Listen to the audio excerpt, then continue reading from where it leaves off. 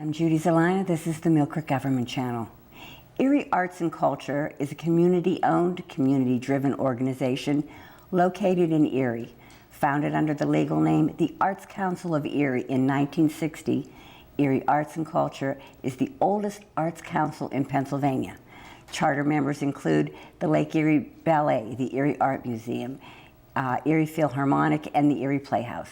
Today, Erie Arts and Culture represents the collective voice of hundreds of creators, investors, and volunteers, and is a proud partner to the Pennsylvania Council on the Arts and an Erie County lead asset as recognized by the Erie County Gaming Revenue Authority. And joining us on the program today, we have the Executive Director, Amanda Brown-Sissom. Amanda, thank you so much for joining us on the program again today. Thanks for having me. You always have something exciting going, and you're not going to let us down because, of course, you've got tons of things in the works, don't you? We are very active in the arts and cultural sector, and we have lots of great things happening both within Erie Arts and Culture and through our partners, many members, and teaching artists. What I wanted to do first, Amanda, for our viewers, just a little bit of background, a little bit of history, and also let us know the mission statement. Sure. Erie Arts and Culture was established in 1960, as you mentioned, and as the Arts Council of Erie. And arts councils are important tools in helping to bring the arts sector together and also to support the activities that go on in the sector, help connect investors to the sector, and to promote arts and cultural activities in communities across the country. So as you mentioned, we were an early adopter in Pennsylvania, becoming the first arts council in Pennsylvania, not Philly, not Pittsburgh, but Erie. And at the time in 1960, it became an important tool in helping to support all of the other growth that was happening within the arts sector. Now, since then, we've transitioned and really kind of moved with the times. In 2014, we rebranded as Erie Arts and Culture and really expanded our scope of work to not only be an art-centric organization, but to also support cultural programming and heritage programming. So we're an umbrella organization for really arts, culture, and heritage now. And we think that's really strengthened the work that we do and helped to bring even more groups together to promote this great region. Amanda, how are the arts and the cultural activities important to our region here? Well, when you think about our mission to strengthen the vibrancy and vitality of the Erie region and to enrich the lives of our residents, the arts and cultural sector plays an important role in how we attract people to our community. So when we think about growing our tourism product, our arts and cultural organizations are a huge part of the opportunity that we have here. We're also making a direct impact into our economy through the spending that's done through our organizations, both by the organizations themselves and our audiences, as well, which create real jobs in our community. We've got some great data that, hopefully as we talk today, I'll be able to share more of, but we've done some shared measurement around spending in the arts, and this is a real segment of our economy here, and we think there's potential to grow that. Also, in terms of creating exceptional learning opportunities in our community, the arts are a great way of doing that. And then when we think about how we gather people, how we celebrate together, and how we tell the stories that are important to our history and to our future, the arts and cultural sector is involved in all of that great work. So it's an exciting place to be. I always, I say to everybody that I get the chance to talk to, I work with the coolest people all the time. And you do. I do. You do, really. I wanted to go over some of the programs. If the viewers haven't checked out your website, I really think they should, because it's very interesting, and even like their Facebook, it keeps them up to date on what you have going on at that minute. But you have some different programs that some I'm aware of and some I'm not. Can you talk a little bit about that? Sure. We really have been shaped as a backbone organization to support the arts and cultural sector. So in that role, our job is to be an advocate, to be a leading voice on what's happening in the sector, to mobilize resources to support what's happening in the sector, to increase public will and participation in the sector, and also, again, back to shared measurement, to collect information to really better understand the impact that the sector is making in our community. So our tools, our resources, really are designed to support those roles in the community. So you mentioned our website. Our website is really has been rethought to be a tool for the community. And you can find information about Erie arts and culture, but what you're also going to find when you visit our website is information about events that are happening in our community. We have a full profile or a full directory of profiles of organizations that are active in the sector, as well as individual artists. And then you can see as well, ways to give to the sector, and some of that information on how well the sector is doing here. So the site itself is one of the tools that we provide to the community. We run the annual Arts and Culture campaign, which is in its 50th year this year, 2017. We started that in 1967 as a United Arts campaign, and we've expanded again to include cultural and heritage investors, and from that campaign then provide grants and fellowship opportunities that help to support growing the strength of our sector and really the quality of programming that's going on in our community. So those are some of the tools that we offer, as well as spending time with people like you who to talk about all the great things that are happening, and really the large impact that's being made, not by any one individual organization, but by the whole, by the entire sector. So promoting what's happening here and creating initiatives around strategic issues that are going to help to advance the sector and the community, like you'll find on our website information about the Cultural Loop, which we worked with EMTA and the Erie Downtown Partnership to develop, to create a Saturday night service that allows you to park and ride, hop on and off, and maybe go to dinner and a show, and make it easier for people to move around to some of our major cultural venues.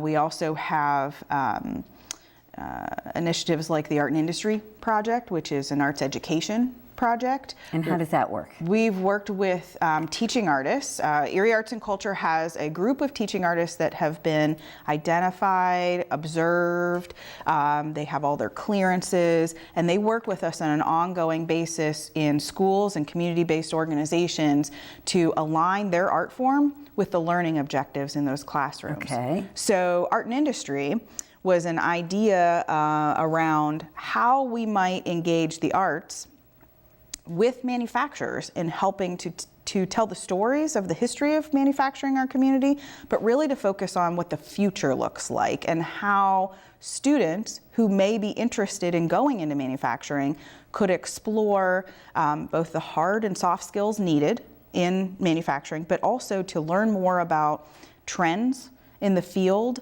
and to work hand in hand with artists and manufacturers to tell the story of manufacturing in our community through public art. So there's 3 major public art pieces that have been created in the last 2 years that are located in and around our industrial corridor, so around 12th Street. One is at the corner of 12th and Green Garden called Path to Innovation, and it includes local products like McGinnis rolled rings, but students help to design, fabricate, and install that public art, the public art piece. We have another called Fruits of Labor, which is located on 13th and Holland. And this is a horse and globe, maybe you've seen it or you've heard about it, that represents our transition from an agricultural society to an industrial society, and then our impact on the global marketplace in Erie, Pennsylvania. And then we have a mural on East 12th Street on the Playhouse Rehearsal Hall space, so East 12th Street. That is called Setting the Stage for Erie's Future, and it features dancers on a stage with the backdrop of our cityscape with gears and smokestacks, kind of old and new, and it really relates to the connection between industry and creativity. and how both have fueled one another through the years here.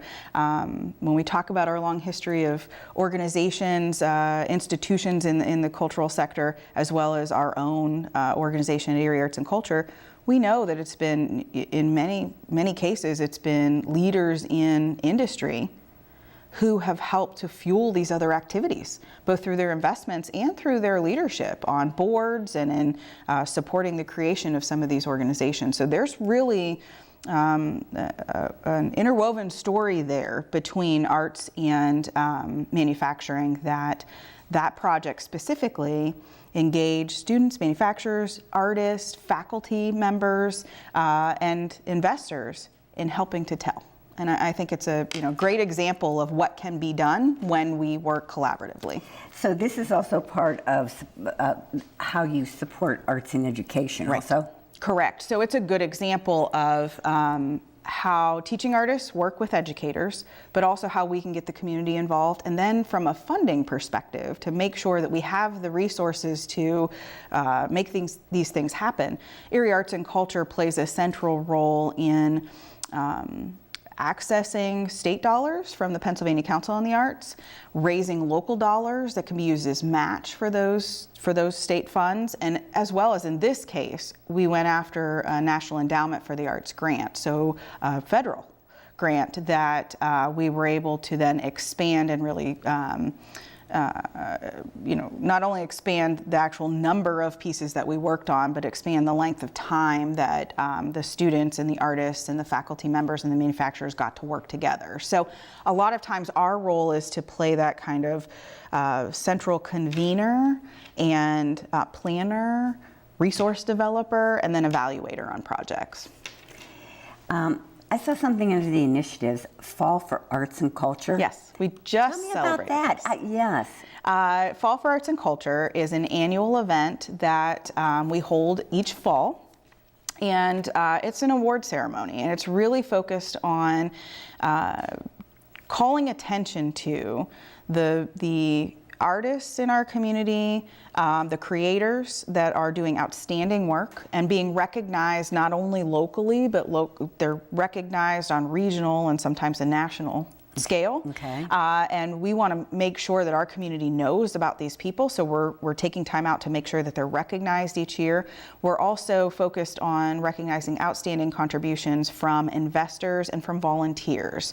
So this year, for 2017, we have a series of awards that we give. Our first is the Leadership Award, and that was presented to the Downtown Edinburgh Art and Music Festival for their long-standing now collaboration between local businesses, artists, organizations, and making sure that Appalachian music is represented in our community, and that there's a great art and music festival in southern Erie County. So we recognize that group this year. We recognize the Corey Area Historical Society for outstanding volunteerism. They have cataloged over 15,000 artifacts in Corey, and these are all volunteers. They're also very connected with their community planning efforts in Corey, with their school district in Corey, and making sure that they're not only preserving but promoting the history of Corey, which is really important. The Imagine Award is our Arts Education Award, and that went to Frank Fecco this year. And Frank works at the Barber National Institute and has really pioneered some fantastic arts programming that all different types of people can participate in. And it's been a model for not only the Barber Center, but also for other organizations that are serving special needs students and populations. So he's a great example. Frank is a great example of expanding access to the arts and how his dedication through the years has really helped to engage all different types of people. And then we also gave we give away each year the Artist of the Year award, pardon me, and that went to Daphne Bayer of Daphmark Dance Studios, and Daphne is recognized for not only the high quality of her own work and choreography, but also her mentorship of other dancers in this community, and really helping them be attentive to how to have a career in dance without damaging your body, which is incredibly important in that particular art form. Definitely. So we were able to recognize Daphne this year for her work as well. We also presented a Lifetime Achievement Award to John Banco for his over 50 years of service to the Erie Art Museum and to the larger arts community here. Poetry is a big part of this too, isn't it? It is. It's a growing part of Yes, our arts it is. community. We are involved in the Erie County Poet Laureate Initiative, so How does that work? that is, it's actually, we're one of the only counties that has a Poet Laureate Initiative, and it's actually a county-funded program where each year a panel, actually every 2 years, a panel is assembled to take our applicants through a process of not only showcasing their work, their original work, which has to be a full-bodied kind of portfolio of work that they've done. They have to be recognized by peers, and they also have to present a project in the community that they want to administer to help grow engagement in poetry. So the panel reviews their recitation of their own work, and then also their project, and selects a poet laureate. And then this poet laureate, which right now is Marisa Mox-Unger, represents Erie County and the art sector in Erie County through poetry, not only locally, but then, sometimes is traveling and will tell the stories of what's happening here in Erie County, as well as her own work and then the results of her project. That is so interesting. I could listen to you talk about all of these programs. There's a lot of great stuff happening. And you just hit the tip of the iceberg on them. What I want to talk about for a little bit here is for the local arts and cultural sector, what are some of the challenges that you're facing? Well, I think I think one of the biggest challenges that we face is that very often we're thought of as only entertainment, and not that that's a bad thing. We love participating in arts and cultural activities as entertainment, but many of the organizations that I work with are really underleveraged in ways of, thinking about arts education, creating exceptional educational opportunities in our community and bridging the assets we have in our community with our schools, because we do have that kind of richness of these 100-year-old organizations, and we also have really exciting new organizations, making sure that that's linked to our art and music specialists in our schools, and that they understand them as tools for them in meeting their learning objectives. Also in terms of growing our economy and diversifying our economy, that we're a real part of that. And we know that we could further be leveraged. We know there's opportunity there as organizations, and I think making sure that we're at the table for those important conversations around economy, around education, around health and healing, and not seen as kind of just a nice thing to do on a Saturday night. Mm-hmm. Right. We're much more than that. Yes, you are. And we've got the people that I work with are great not only in sharing their art form, but also in engaging people in our community. And that's really important for us to feel connected to one another, for us to learn about one another and explore our histories and our cultures and why that makes us a great place. We have that power in the arts and cultural sector, those skills and that talent. And we need to make sure that we're strategically using that talent in this community. So I think, that's one of the challenges, is making sure that we're at the table for those really important conversations. And that's part of our role, is to make sure that we're there. I think also as we are stretched for how we support the many things that are important in our community. Again, we need the community to understand the value in an investment in their arts and cultural sector, and make sure that we continue to be a choice for donors. What do you see new and exciting coming down the road for you? Well, just in thinking about some of our largest institutions, we've got some great things happening. We've got new leadership at the Erie Playhouse with Kate Newbert-Ligner.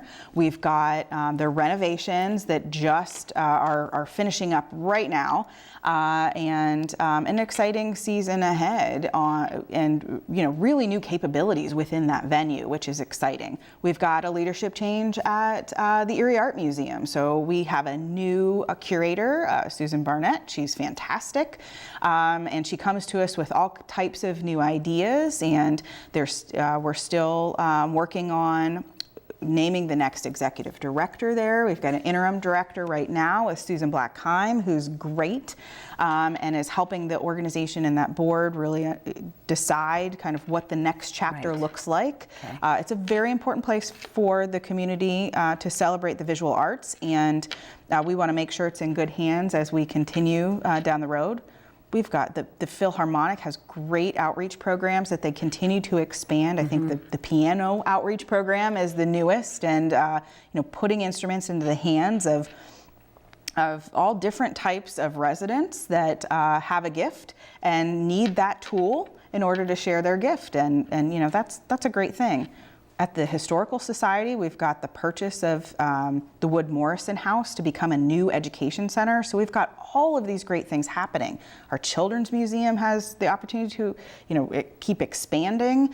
They're working really hard within their network of experts across the country for children's museums to perfect their product and to think about what comes next there as well. So we've got a lot happening within our largest venues, as well as, again, new growth. We've got new organizations popping up. We've got, really strong medium-sized organizations like Drama Shop that are providing really great product.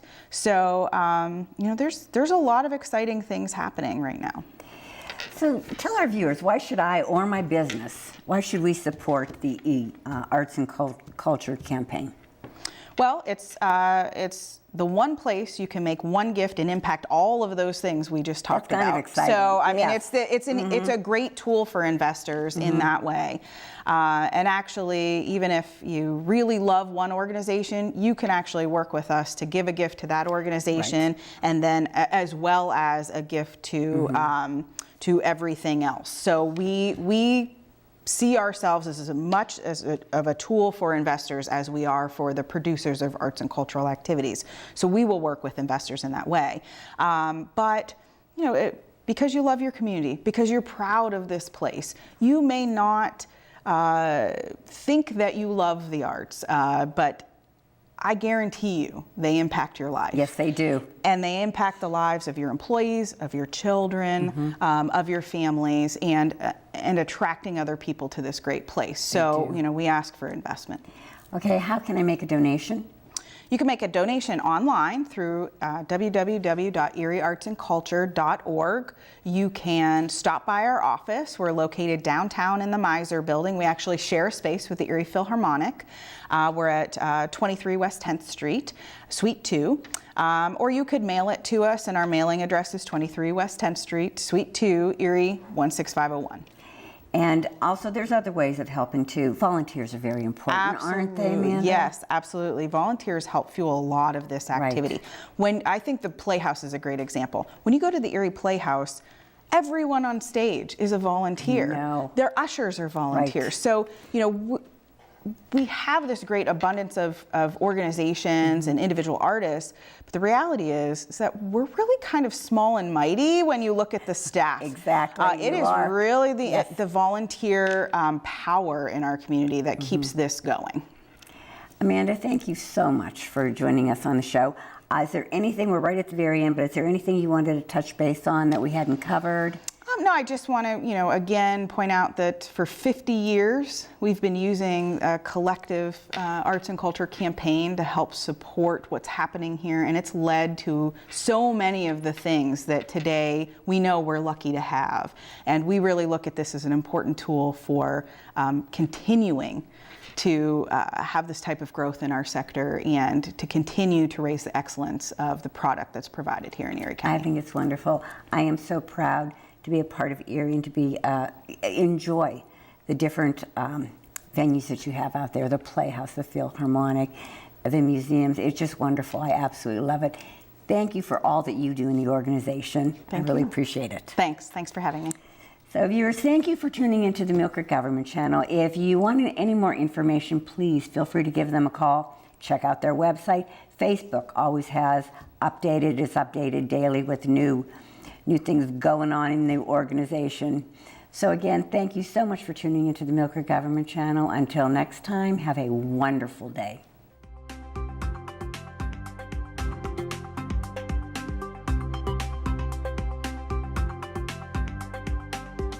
You're watching the Millcreek Government Channel, powered by WQLN Public Media.